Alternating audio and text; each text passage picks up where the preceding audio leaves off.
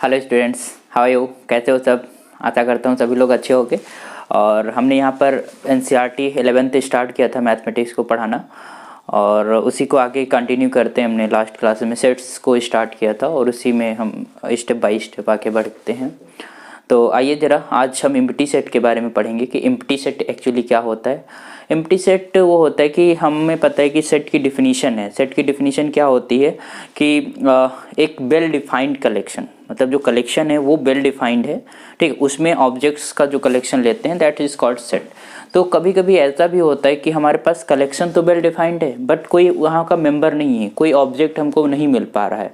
तो इस तरीके सेट्स को हम एम्प्टी सेट बोलते हैं, ठीक है। मतलब हमने जो अगर सपोज उस कलेक्शन को हमने जो डिफाइन किया, अगर वहाँ पर कोई होता तो मेंबर मिल जाता। तो इस तरीके के जो सेट्स होंगे उनको हम एम्प्टी सेट के नाम से जानते हैं या एम्प्टी सेट हम कहते हैं, ठीक है। तो ये कह सकते हैं कि कोई कलेक्शन है जो वेल डिफाइंड है बट कोई ऑब्जेक्ट नहीं है, कोई मेंबर नहीं है ना। इस तरीके से हम एम्प्टी सेट कहते थे। इसको ऐसे भी समझ सकते हैं जैसे कि सपोज दैट कि तुम दो क्लासेस हैं, हमने कहा कि मतलब ऐसे स्टूडेंट्स का कलेक्शन जो 11th में भी पढ़ते हो और 12th में भी पढ़ते हो, ठीक है। तो अगर ऐसे होते तो मिल जाते, लेकिन ऐसे कोई स्टूडेंट है नहीं। एक साथ में सिमल्टेनियसली दो क्लासेस को कोई नहीं पढ़ सकता है ना। इसलिए तो ये जो कलेक्शन होगा ये एक एम्प्टी सेट कहलाएगा। इसमें कोई मेंबर नहीं है but it's collection is well defined. अगर कोई ऐसा होता तो वो उस कलेक्शन में आ जाता, लेकिन ऐसी पॉसिबिलिटीज़ नहीं है।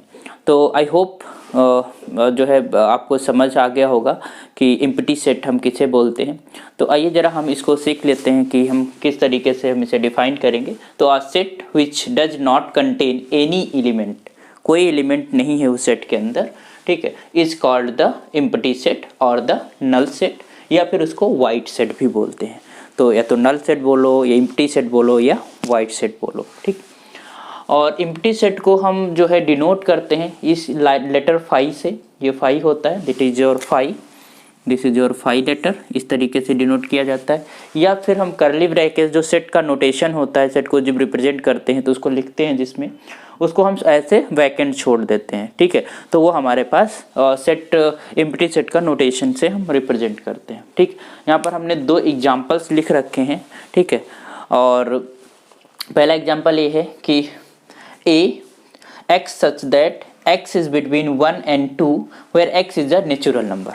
मतलब हमने ये कलेक्शन लिखा, एक सेट लिखा और हमने कहा कि 1 और 2 के बीच में नेचुरल नंबर बताओ।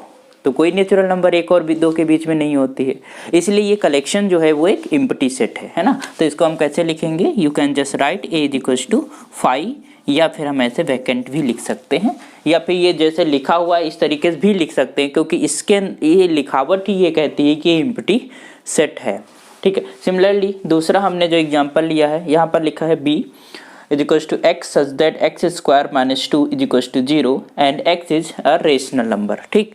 तो इसका अगर हम सोल्यूशन निकालें, मतलब ऐसा x जो इसको सेटिस्फाई करता हो और साथ में रेशनल नंबर भी हो, तो ऐसी कोई रेशनल नंबर एग्जिस्ट नहीं करती। अगर इसको हम सोल्यूशन लिखते हैं तो ये हो जाएगा x square minus root of 2 का whole square is equals to 0।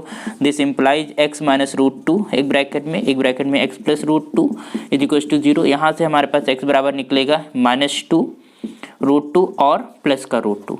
तो ये दोनों के दोनों हमारे पास इर्रेशनल नंबर हैं, रेशनल नंबर नहीं है।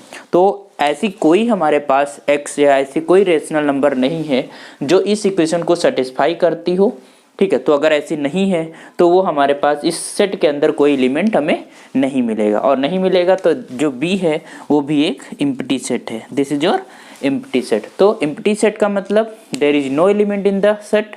जो हम डिफाइन कर रहे हैं, जो हम सेट की डिफिनीशन लगा के हम एक कलेक्शन को डिफाइन कर रहे हैं जो वेल डिफाइंड कलेक्शन है बट वहाँ पर कोई मेंबर नहीं है, इस केस में हमारा जो सेट होगा उसको हम एम्प्टी सेट कहेंगे। तो आई होप एम्प्टी सेट की डिफिनीशन समझ में आई होगी आप लोगों को। सो ओके, तो थैंक यू फॉर टुडे।